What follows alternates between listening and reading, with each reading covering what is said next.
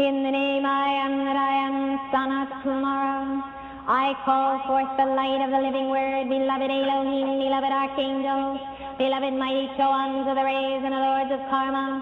I call for the action of beloved Pallas Athena, beloved goddess of liberty, beloved Nada, beloved Kuan Yin, beloved Portia, beloved great divine director, beloved all-seeing eye of God, Cyclopeia. Let God's will be done, let God's will be done, let God's will be done. I do in the action of the sacred fire in this hour, descend almighty cosmos, secret rays. I am the holding of the balance of Lord Gautama Buddha, beloved son of Kumara and the seven holy Kumaras. I call upon the sacred fire, I call upon the light of God that never fails. Beloved mighty, I am present, come forth in this hour of the victory. Come forth in this hour of the victory of the God flame. I demand the full power, beloved mighty, exceed with us this night. Beloved Jesus, send to me, Lord mighty, Gautama and son of Kumara. Come, Lord, now in the victory of the God flame. Send the light of 10,000 suns. Beloved mighty, expand, mighty expand, mighty expand. Presence of the Lord around this fortune now. I call upon the great single sun magnet. I call upon the light of God that never fails. Beloved expand, beloved expand, beloved expand. I call upon the electronic solar rings of the great central sun, the seraphim of God. I call for the electronic fire rings. I call for the rings of the great central sun. I call for the great central sun magnet and full power. Good morning and welcome to Navigating the Astrological Matrix. I'm your host, Robert Phoenix. It is Wednesday. It is October 3rd. And it is hot as hell here in California. Let me tell you, we're in a heat wave in NoCal. And this is the first big heat wave of the season. And the weather is not the only thing that's hot. My Oakland A's are smoking hot. They're on fire. They have come from 13 games behind the division leaders, the Texas Rangers. And they are playing today in the final game of the season. The winner of that game wins the Western Division. Now, you may not think that this is a big thing, but it is a big thing. And let me tell you why it's a big thing. By the way, I'm leaving. I'm ending the show early today so I can go to the game, just to let you know, all right? And we're going to get into maybe even the astrological aspects of why this is kind of important. Okay, first of all, one of the things that really strikes me about what's happening with this team, the Oakland A's, which came to Oakland, by the way, in 1968. It was their first year. And what is 1968? It's the year of the monkey. It is the year of the monkey. The Oakland A's came into the league with the Pluto-Uranus conjunction in 1968. So their energy is really interesting as a team. You know, each team has its own kind of incarnational energy based on its astrology. That's, you know, everything does. And so every year pretty much that I've been around, and I've followed the A's since I was a young kid. In fact, 1968 was the first year that I started following baseball, and it was the year that Reggie Jackson hit over 40 home runs. And back then, 40 home runs was quite a big deal. And I think at the All-Star break, he had about 27 or 28. Which put him on the track to break, the Roger Maris / Babe Ruth record. And he slowed down a little bit towards the end of the season, but he got 40 home runs, and 40 home runs is significant during that time. And in 1968, it was the year that Denny McClain won 31 games, which is the last time any pitcher ever has won 31 games or 30 games. No pitchers have even come close. I think the closest was Bob Welch, who won 27 games for the A's back in the, I think it was the late 80s. So the A's are a monkey, and what are we? We're in the year of the dragon. And, who prospers in the year of the dragon? It's rat people, it's monkey people, it's dragon people, it's snake people, or rat institutions, or dragon institutions, or monkey institutions. So we have a monkey, and what's amazing about the A's is that they always tend to have a monkey-like vibe in the clubhouse. They're all, when they were successful, really successful back in the 70s, they were called the Swinging A's because they swung the bats and hit home runs, but they also got into fights, and they were a raucous team. They were also noted for their flair. They had guys with nicknames like John Blue Moon Odom, Jim Catfish Hunter, Sal, the captain, Bando. These were their nicknames. And they had this one guy named Alan Lewis, who was nicknamed the Panamanian Express because all he did was run and run fast. He couldn't do anything else.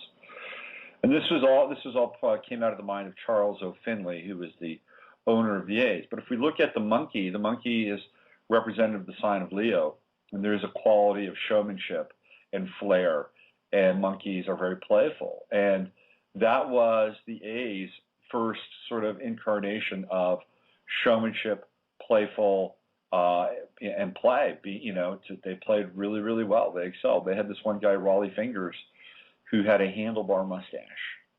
He was one of the first pitchers to have a handlebar mustache. And in fact, Finley, who was one of the cheapest owners of all time, encouraged his players to grow beards. He paid them to grow facial hair, so they did. Any money they could get out of Charlie, they would do that because he was a cheap bastard.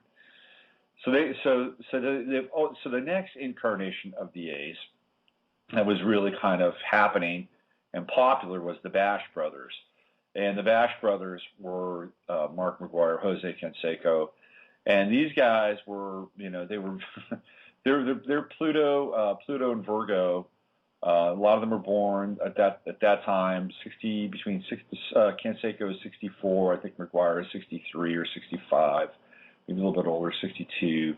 But they were kind of the next generation, and they were mixed in with older players like Dennis Eckersley, who was very, very colorful. And that team, while it did not have the same kind of raucous and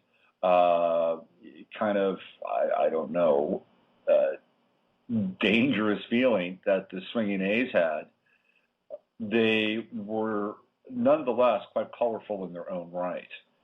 They had a visage. Dennis Eckersley, who was the closer of the team, every time he would close, they'd come out in the ninth inning, they'd pitch against the other team, they win the game, and every time he'd do it, he would punch people out with his hand.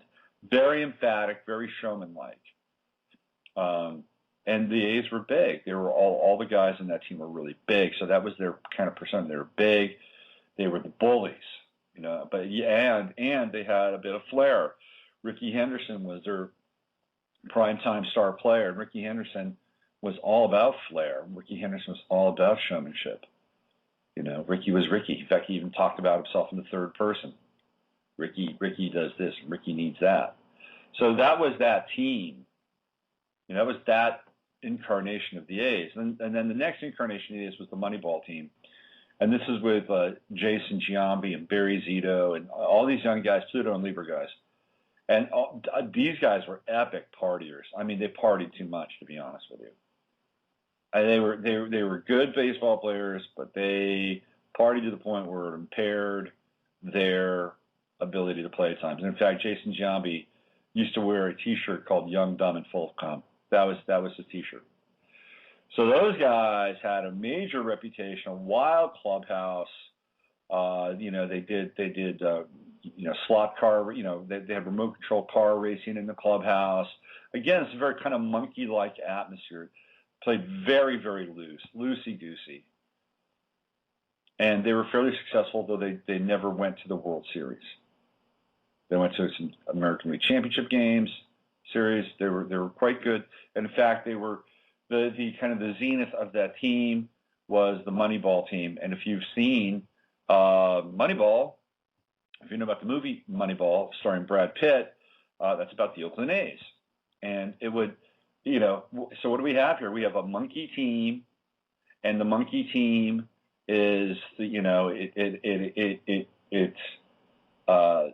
captures people's imagination. It's very playful, it's artistic, it's creative, it's unpredictable. This monkey, and I'm going to continue to go with this because you're going to see where it's going. So that team grabbed so much attention, not only for its players, but also for the way the team was run. And the way the team was run is by this guy, Billy Bean, and he had this idea that he could acquire players that other teams didn't want for a couple specific attributes. And the attributes were being able to walk, hit home runs, and play defense, not give up outs. It's all based on sabermetrics, which is kind of a data-driven way of looking at baseball. And as a result, his team was good. In fact, his team was very good. However, his team was also on steroids, which made them good. And that's a whole other dirty story of Moneyball. Now, they were very colorful. Trust me. How many teams get a movie made out of them? How many guys have Brad Pitt play them? Well, the general manager of the Oakland A's was played by Brad Pitt. So now here we go. It's 2012. The season starts, and nobody thinks that the A's are going to be any good at all. In fact, they had traded away their best players for a bunch of players nobody knew anything about. And look, I'm an ardent baseball fan, and a fairly, I've dropped off the sport a little bit over the last couple of years, but since my kid got into it, I picked it back up, and I'm following it with him. And what happened was that they got these guys that nobody thought would do well.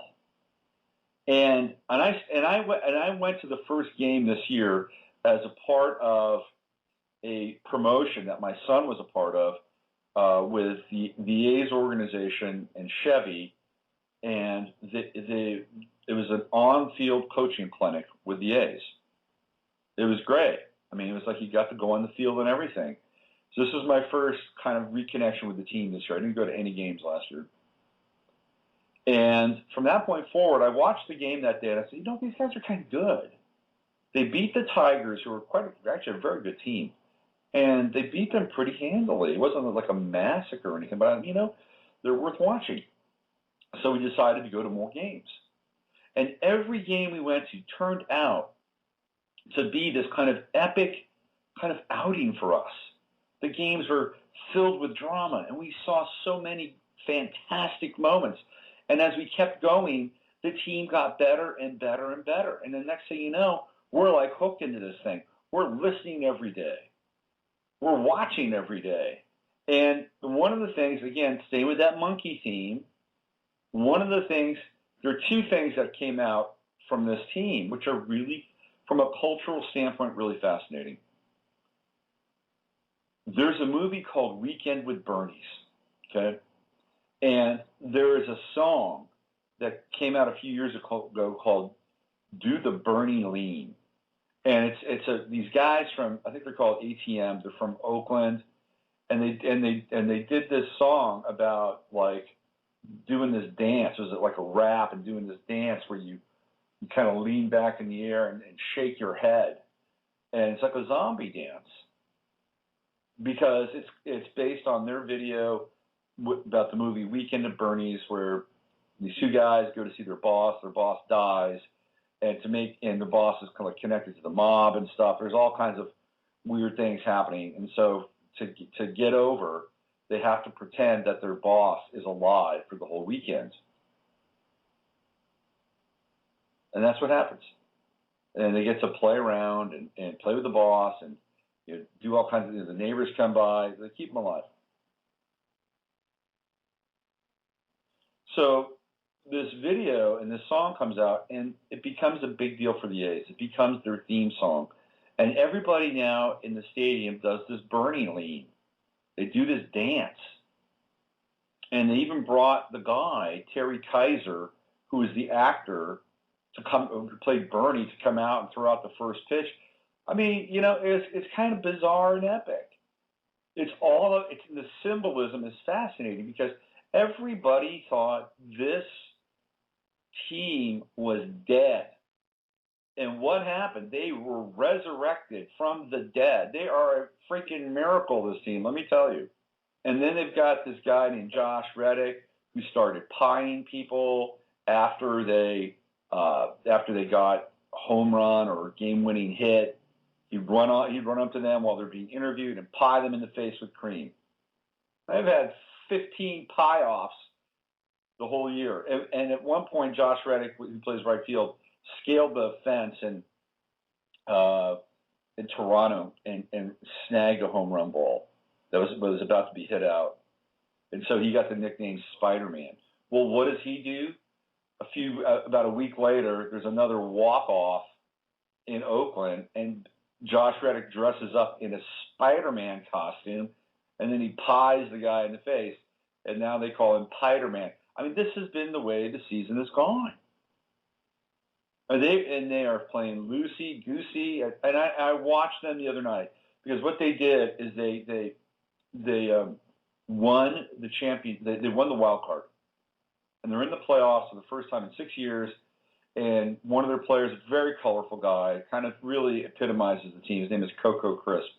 He walked around the entire field and was high-fiving everybody in the stands after that game was over. People, another guy, Brian Cook, was shaking beer and spraying beer into the stands on people. Really, I've never seen anything quite like this. Then you may say, oh, this is pathetic. It's sports. It doesn't mean anything in the grand scheme of things. What's going on with Romney? What's going on with Obama? What's going on with Syria? What's going on with Iran? All that stuff's there. But let me tell you, it's not going to go away, okay? It's not going to go away. But here, something really interesting and magical is happening, and it's about synergy. And I'm going to bring this back to astrology, and I'm going to talk about Saturn, by the way. I'm going to bring this back to astrology and this whole notion of synergy, that the sum of its parts, of their parts, are greater than the whole. Okay, and I got into this a little bit with the 2010 Giants, and to some extent last year with the Cardinals. I didn't really talk about it too much with the Cardinals, but this is not a team of stars. This is a team of young guys and cast-offs from other teams. And there's a lesson here. There is a lesson here that we can pick up on if we want to and understand it. And the lesson is that we can do it. We can do it. That we can do it. When I say we, I'm not talking about the 1% or the 0.5%. The A's are like us. They're not even like the Giants from 2012. The Giants from 2010. The Giants from 2010 had a big payroll. They were paying people lots of money. The A's have the second lowest payroll in baseball. They are the 99%. And here's what's really interesting is that their owner, they have two owners. One of them owns the Gap. Okay, think about that. Think about how much money that guy has. And yet they are the lowest payroll consistently in baseball. Why? Because their owner wants to take the team to Silicon Valley and make tons of money, which is like if you're a sports owner or you're a business owner or you own a sports team as a result of owning a business, that's your goal. You want to make money. You want to put your team in the place where it's going to make the most money, and you don't really care theoretically about how that looks. You want to make money. And so what these guys have done, the owner, is that he's cut back on spending. It's a big stadium. They put a giant tarp around the top part of the stadium. Essentially, he has shut the team down.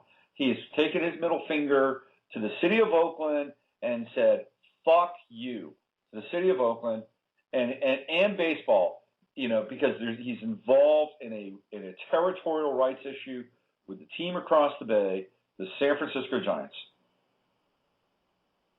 And the Giants they're not letting them move to San Jose, where all that .com money is. He just wants to get on the .com jock. Okay, so in spite of the fact that they've done this and have not put money into the team, basically he's neglected the whole thing. It's like here's some money, go run the team, and we're gonna sit this out until we go to San Jose. Well, guess what?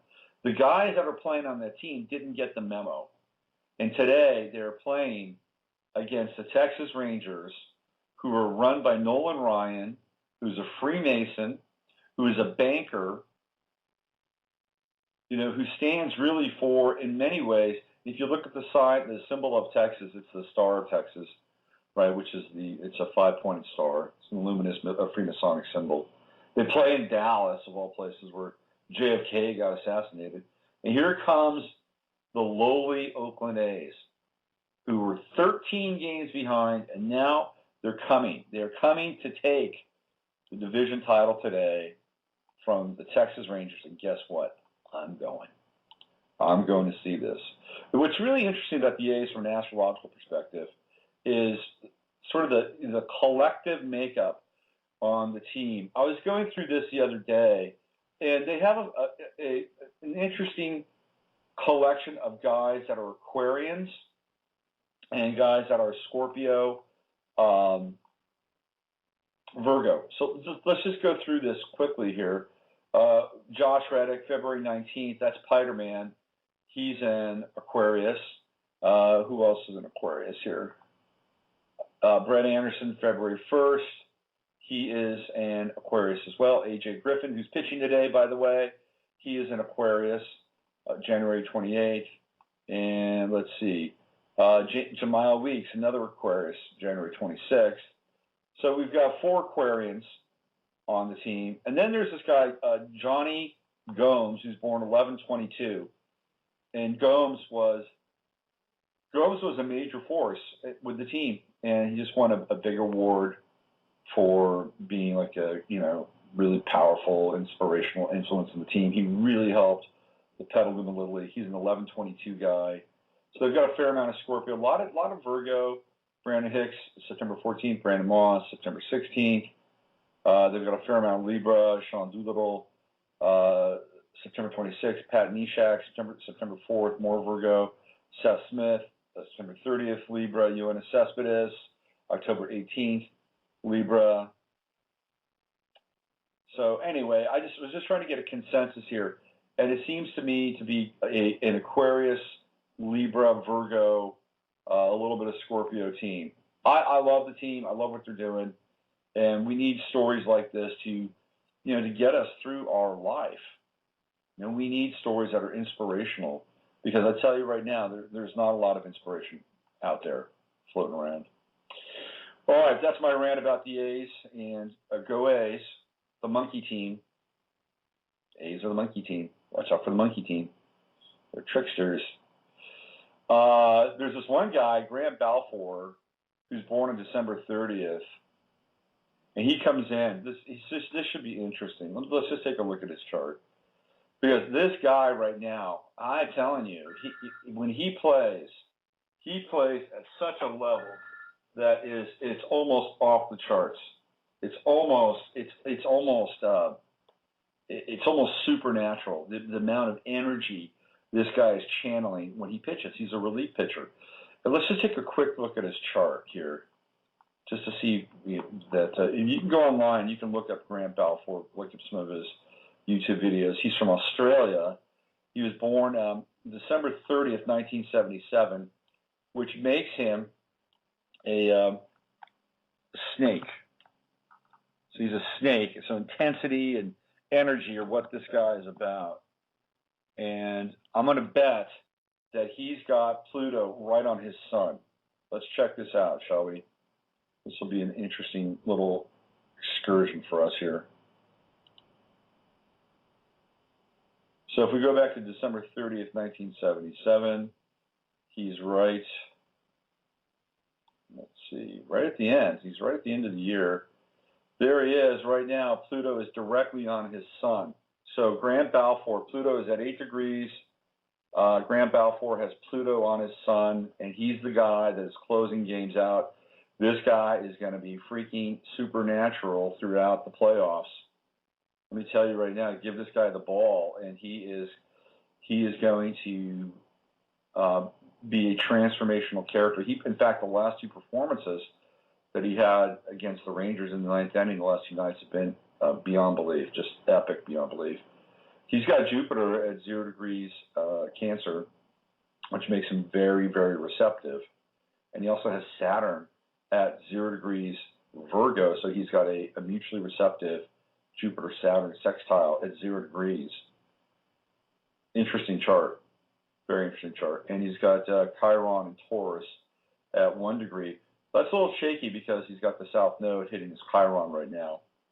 But let me tell you, that Pluto on the sun trumps just about anything that the South Node is going to bring to Chiron. Grant Balfour, interesting look into the transformational power of Pluto on the sun and on the individual.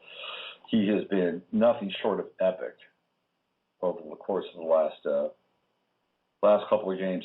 Okay, so what I'm going to do now is I'm going to shift quickly, and I'm going to talk about Saturn and Scorpio, because this is what I build as what we're going to be talking about on today's show.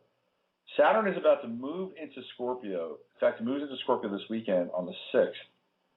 And what we know about Saturn is that for the last 2.5 years, Saturn has really been pressing people to understand the nature of their relationships and relationships in their lives. Across the board, you can look at people and you can see where they've had to really put key relationships under microscopes and look at them and disassemble them or try to find ways to make them work or not. I mean, this has been the focus of the last 2.5 years, the nature of relationship. Who am I? Who are you? What do I give up? What do you give up? What is compromise? What is reactivity? What is responsiveness? This is all what's been part and parcel of Saturn in Libra. Contractual agreements. If I do this, you do this. How do we do this in a way that is not a cold, clinical, business-driven? How do we do this in a way that's conscious, that the agreement is based on, what we're bringing to this moment with conscious understanding about, what I need, what you need, and being really receptive to both of those things. This has been Saturn in Libra. And we're really going to reach this fever pitch here over the next few days because Saturn is about to leave the sign of Libra. And we'll not come back for another 28.5 years, okay? So get it while you can. Bring that ability to balance, to mediate, to find win-win situations in your own life, within your own relationship to yourself, so that you can have these things with other people. It all starts on the inside, right? That's where it all begins. And this has been a time where we've been asked to bring the disparate parts of our own internal relationship together, to synergize all those things inside of ourselves. Because what's coming next is big. Okay, it's really big.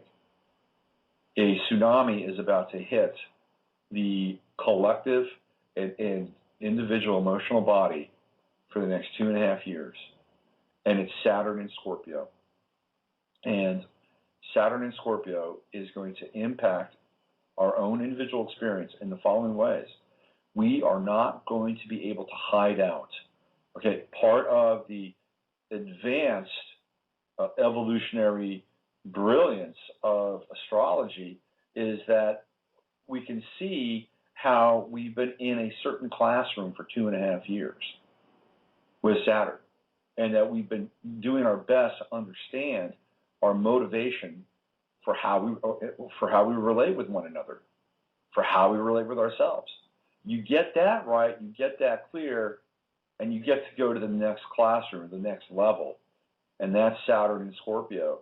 And what's going to happen with Saturn in Scorpio is that if you've done well with Saturn in Libra, if you figured out how to operate your own internal guidance system when it comes to relationships, relating to yourself, being fair to yourself, being fair to others, all those things, if you've gotten that down, well, guess what? Now you get to the next level because there's going to be a maelstrom of information that everybody's going to have to deal with. And Scorpio is about the depths. Your Scorpio is like you walk over, let's say you're walking down a street or a road, a country road. There's nobody around, and all of a sudden you see like a door, like a cast iron door right there in the ground with a handle. And you say to yourself, well, what is that? And then you open that door. You pull it up. It's very heavy. You open it up. And then you look down, and there's like a tunnel with a ladder going down. And you say to yourself, wow, this is really intriguing. What's going on down here? Then you ask yourself, should I go down there? And then not only do you ask yourself, well, now you feel compelled to go down there. So you climb down that tunnel, climb down that hole, and then you get to this place at the bottom where it's dark and you can't see. And then you're dealing with your fear. You're dealing with what might come up as a result of your being in a very unfamiliar place. And that is Saturn in Scorpio. because that's where we're going. We're going to that unfamiliar place.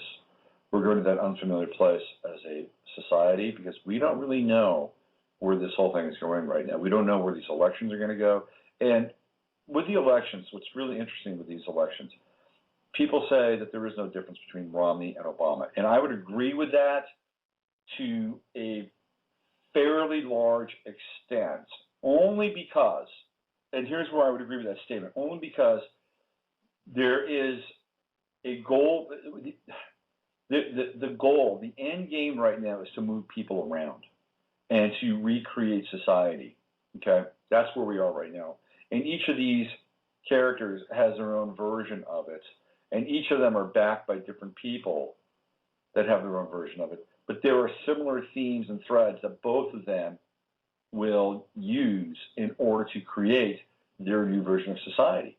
One of them is security, one of them is surveillance, and another of them is conquest and domain.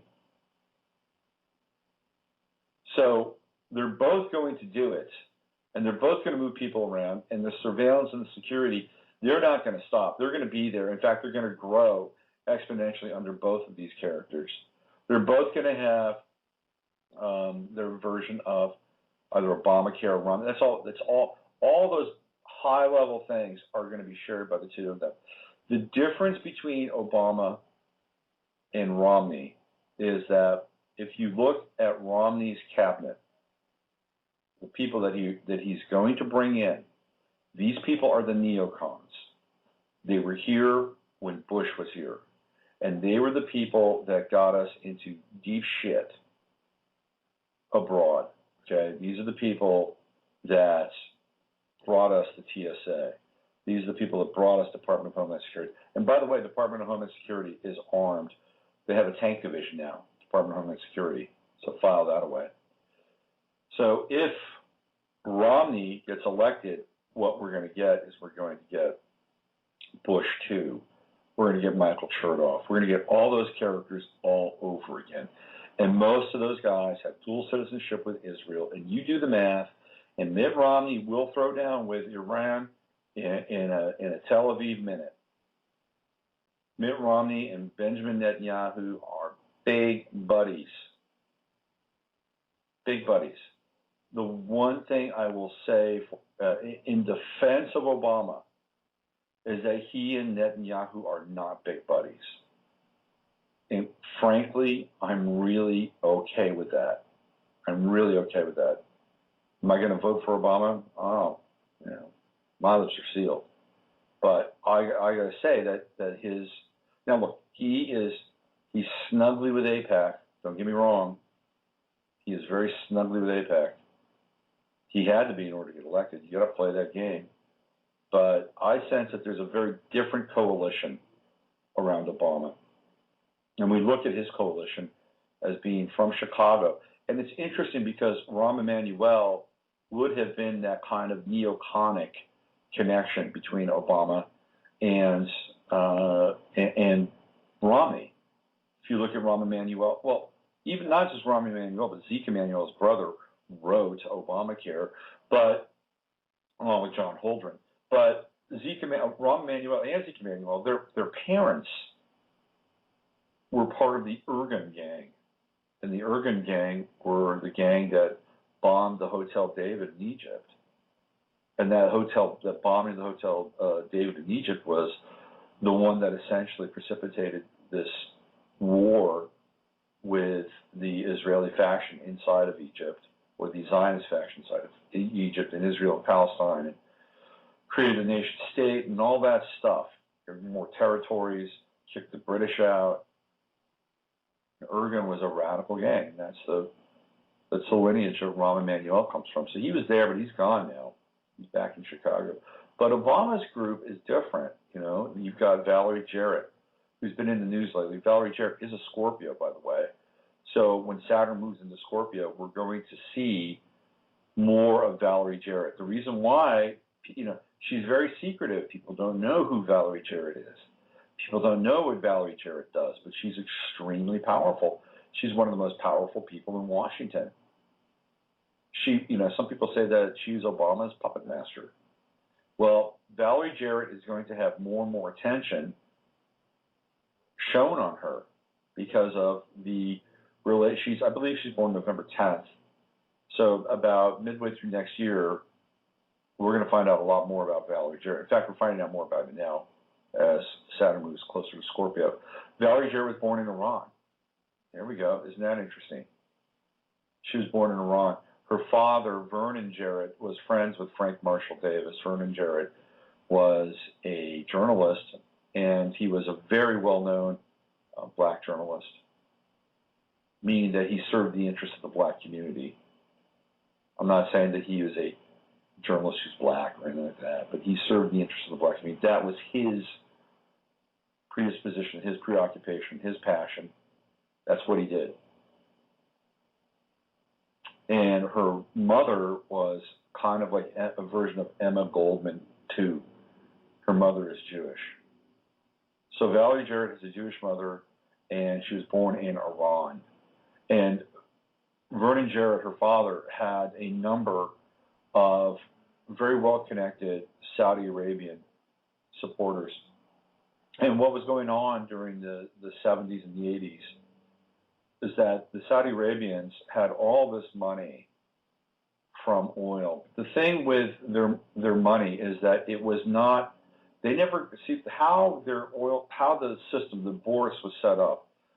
We have to go back in time to understand this, and this might be a good Saturn and Scorpio experience. So let's say you're Prince Walid al-Ben Bahabi. All right, I'm just throwing that name out there. I don't even know if there is a guy like that. But let's say you're that guy. And let's say, really, you know, you're the guy who is the sheik of a certain number of hectares in Saudi Arabia. And all of a sudden, you know, Standard Oil figures out that there's huge amounts of oil underneath, you know, where your camel takes a dump. And they say to you, you know, out of deference to you, how would you like to be extremely rich? And they would say, well, what do you have in mind? Well, you have oil here. Oh, really? Yes, we can't really forcibly take you off this land right now. We might be able to do that in 40 years or so, but right now we really can't do that. What we'd like to do is we'd like to tap into your oil, and we'll help you build the infrastructure. Really? Yes. And we'll cut you in on the money. Really? Yes. Great. And then we'll refine it, and we'll take the money and we'll put it in an account for you. Wonderful. And this is how it started. This is how the fiduciary relationship between the oil companies and the Saudi oil barons, or the oil sheiks, took root. Now, what happened here was that they had an account set up at a major bank in New York City. I forget which one it is, but it might have been connected to the World Bank. They had an account set up, and all those credits, you see there were credits, and the credits were moved into their account. It wasn't really dollars. And in fact, at some point, the Saudis were told that their credits were essentially worthless because there was nothing backing up the dollar. So what happened was, and you can see this take place in the 80s, is that the Saudis got very freaked out, and they started to use these credits, even though on the surface they look like dollars or credits. They started to use these credits to buy everything in sight. Land, businesses, movie studios, cars, you name it. That's when the Saudi buying spree took place. If you go back and look at a movie called Network, the influence of Saudi money becomes sort of exposed during that film. So the other thing that the Saudis were doing at that time, and the Saudis were Wahhabist Muslims, and it works for them because it's a very feudal system, and it makes them the kings. That's why they were Wahhabist Muslims. Because when you're the king, everything's good. When you're not the king, well, you're living in the 15th century. It's a very medieval system. Why wouldn't they want a medieval system on some level, right? Why would they want something more democratic? People hate Saddam Hussein, but Saddam Hussein's version of Islam was far more democratic than the Saudis. Women were educated and treated equally in Saddam Hussein's version of Islam. So now we have these guys looking around and thinking, well, okay, we have to invest in one of the people that they invested in was this guy, Vernon Jarrett, and it was more along the lines of other Black American intellectuals, scholars, thinkers, journalists, writers, you name it. Now they had received an investiture from the Jewish American community back in the 50s. Now they were getting money. As a different group, they were getting money from the Saudis, and it was connected through the Nation of Islam. So it's like, okay, well, where can we spend this money? Who can we influence? So as a result of this, there was a fair amount of money spent on Barack Obama, and this is absolutely and utterly clear. It's in the public record. And he had Pakistani friends when he went to Claremont College, or was it Claremont College? That's where Nixon went. When he went to college in California, he had a number of about 3 or 4 Pakistani friends. They arranged for him to travel to Pakistan. So the amount of financial influence in Barack Obama's life from the Nation of Islam, or more importantly, the Muslim community, is significant. And it comes through Valerie Jarrett's father, Vernon Jarrett, who has all the connections. So what we see here, what I'm trying to put together, is that this is a very different kind of locus in terms of Barack Obama's political mindset and political debit account. He is different than Mitt Romney. He has different handlers. He has different people that are and have been supporting him, and they are not the neocons. You've got a faction of socialists from Chicago who are kind of related to the neocons in some way, based on either a cultural or a religious or tribal affiliation. But their mindsets are very different. The neocons are hardcore. The neocons are borderline fascist. And I would say that the people around Obama, the Chicago group, the socialists, they're much more communist. They're much more pure communist in their intent. So what we're having here, what we have is this distillation of, on one side, neoconic fascism with Romney and communism, this sort of China nation-state communistic model with Obama, and this is really what's at play here. What we don't have is we don't have something in the middle, which is where Saturn and Libra would come in and would be able to kind of work this thing out and have a synergized and mediated relationship with these two radical ideologies, and both of them, quite frankly, are radical. That's what we don't have. So are they the same? Yes, at some level they are, but they're also not. They're also not the same. Saturn and Scorpio is going to reveal these things.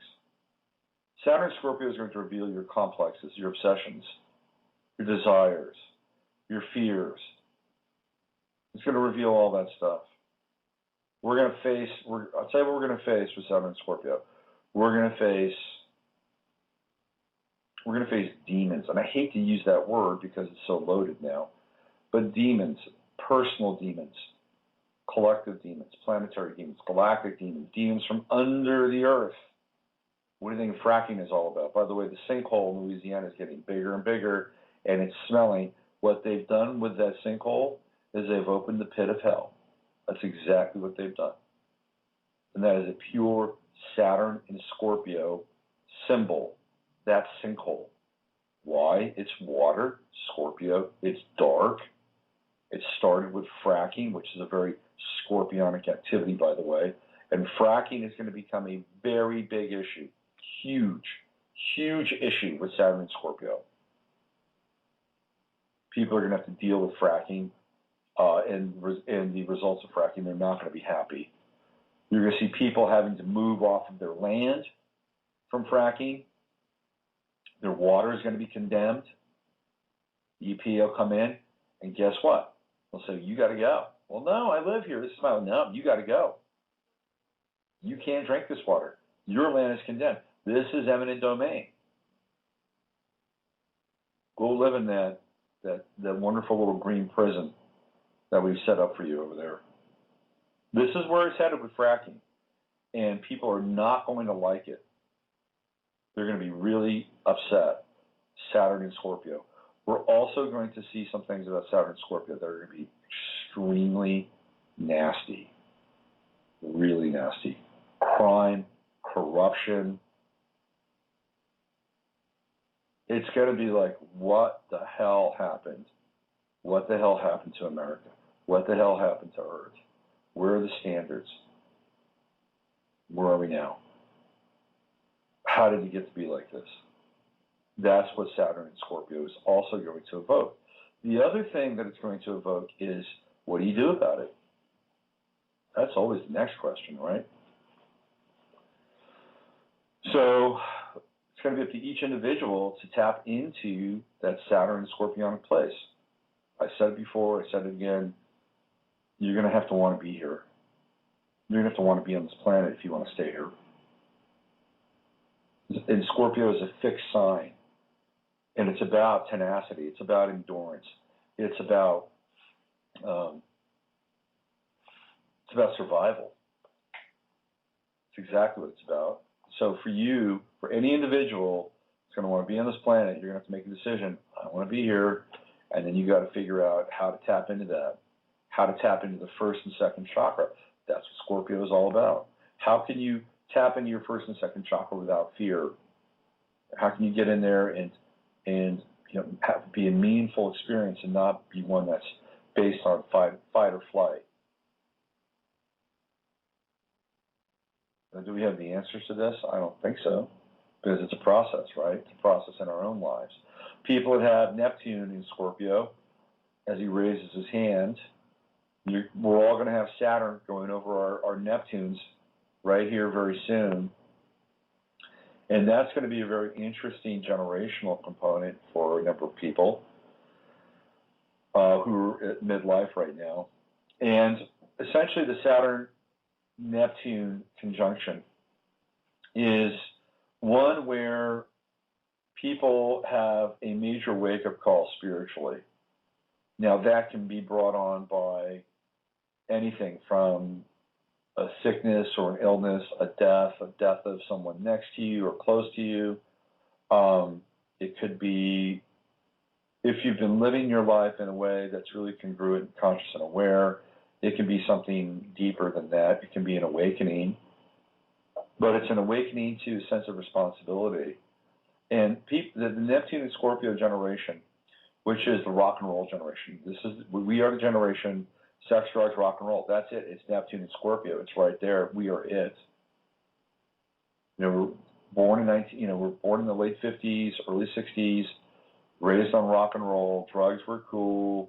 If you did drugs, you were cool. The coolest people in Hollywood did drugs. Jack Nicholson did drugs. Peter Fonda did drugs. Ooh, they're cool. Maybe I should do drugs. And that was the message during that time.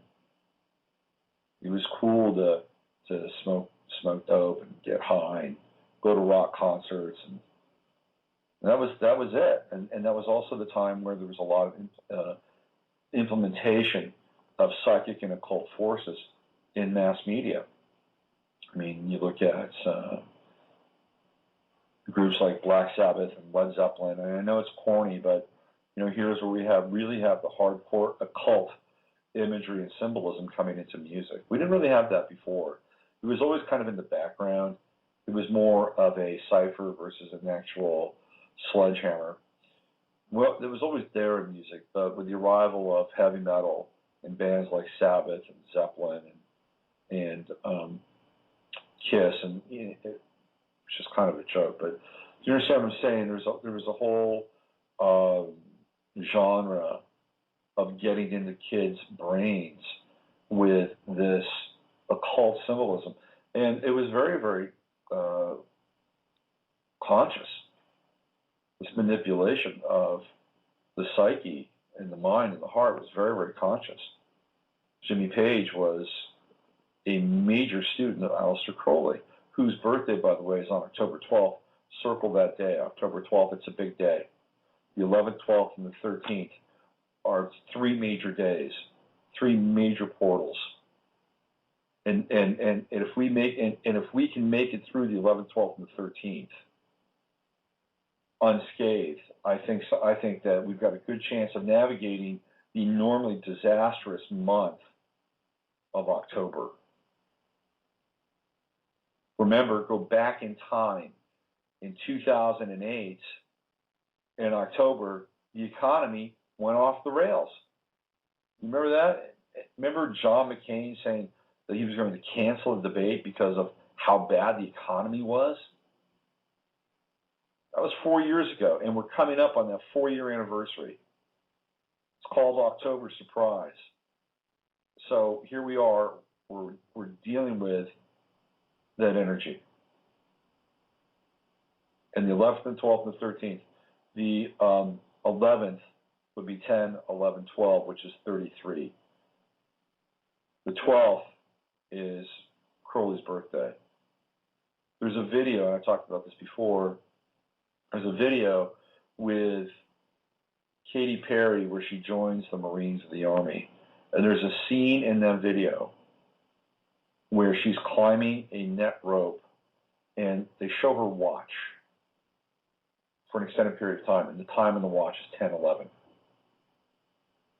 Why? Why 10:11? Why the watch? Why that moment? Why that time? It could have been any time. These people are not dumb. They're not. You know, they're not simpletons when it comes to the manipulation of symbols. Some thought went into that. Some thought went into that moment with that watch. This is what Saturn and Scorpio is going to bring up. We're going to see intense levels of corruption. We're going to see intense levels of things that we don't want to look at. Pedophilia. Penn State's not going away. It's going to continue to surface until the truth comes out. It's the way it is. And it will come out during Saturn and Scorpio. And of course, Scorpio represents investments. Scorpio, by the way, is the stock market. Saturn is moving in Scorpio. And if you follow the stock market, billionaires have been dumping stocks. Now, they've been trying to, that's out in the mainstream media, by the way. It's totally out in the mainstream media. But they're trying to spin it in a way that's kind of unique. Why they're doing it. Well, we're going to find out why they've been doing it. It's coming. It is coming. Okay, so I want to thank you for listening for the last 55 minutes in this truncated version of Navigating the Astrological Matrix. As I go off into the Palace of the Monkey Kings and hopefully take place in an ecstatic experience. That would be nice. It's going to be ecstatic, whatever we choose to do, it'll be ecstatic. I will be back on Friday, and hopefully we'll get Claire Kuhn on here and talk about free energy. I will have a guest on Friday. I just don't know who it is right now. It looks like it could be Claire Kuhn. It might even be Darren Williams. We'll see. So I just also want to thank everybody for listening to the show. I looked at the stats, and the stats of the show are pretty significant. Let me just share this with you. Let me get into the studio, just to give you a sense as to where we are with the popularity of the show. In July, I had a total number of 4,626 listeners. And in August, that total went to 7,871. That's a spike of 3,000 listeners in 1 month. In June, it was 2,712. So we went from 2,712 in June to 4,626 in July to 7,871 in August. We took a little bit of a dip in September to 6,723. But the goal here is to get to 10,000 a month. 10,000 people a month is pretty significant, and I think at 10,000 a month we can take this to another level and get a higher profile and better equipment and all that stuff. My goal for 2013 is, most of you know that I'm moving, and I've been kind of deeply involved in that process over the course of the last few weeks, and I'll be moving the operations, the base of operations, to Austin, and from there I'm really hoping I can do a combination of terrestrial and internet radio, and that's the goal for 2013. And you're listening to the program, and you're listening to these rantings and ravings, and the guests that I have on here, the great and wonderful guests that I have on here, are very important overall to the ability to do that, just from a numbers perspective. So anyway, I want to thank you for doing that, for listening, for being a part of this experience. I never take it for granted, and if I do, I wind up kicking myself in the ass over time, just to make sure that I don't. It's important for me to remind myself that this is a very special experience in my life to be able to share what I do with you, and you're incredibly special in order to make that happen as well, or else I'd just be talking into the void. All right, there we go. Thank you again. Use your head to discern what's real, your heart to what's possible. I'm going to hang on the chat room for the last 3 minutes. I'll be back on Friday with the Friday forecast, and hopefully we'll get Claire Kuhn on here. Everybody loved her. She's great, and we're going to talk about free energy and where we are with free energy, and if it's real, and if it is real, what is the knot that we have to untie, the Gordian knot that we have to cut in order to let free energy be free. All right. I'll see you on Friday. Go A's. In the name I am that I am, Sanat Kumara, I call forth the light of the living word, beloved Elohim, beloved archangels, beloved mighty Choans of the rays and the lords of karma. I call for the action of beloved Pallas Athena, beloved goddess of liberty, beloved Nada, beloved Kuan Yin, beloved Portia, beloved great divine director, beloved all-seeing eye of God, Cyclopeia. Let God's will be done, let God's will be done, let God's will be done. I demand the action of the sacred fire in this hour. Descend almighty cosmos, secret rays. I am the holding of the balance of Lord Gautama Buddha, beloved Sanat Kumara and the seven holy Kumaras. I call upon the sacred fire, I call upon the light of God that never fails. Beloved mighty, I am present, come forth in this hour of the victory. Come forth in this hour of the victory of the God slain. I demand the full power of beloved mighty Athene with us this night. Beloved Jesus and Kusumi, Lord mighty, Gautama and Sanat Kumara. Come forth now in the victory of the God slain. Cleanse the light of 10,000 suns. Beloved mighty Athene, mighty Athene, mighty Athene.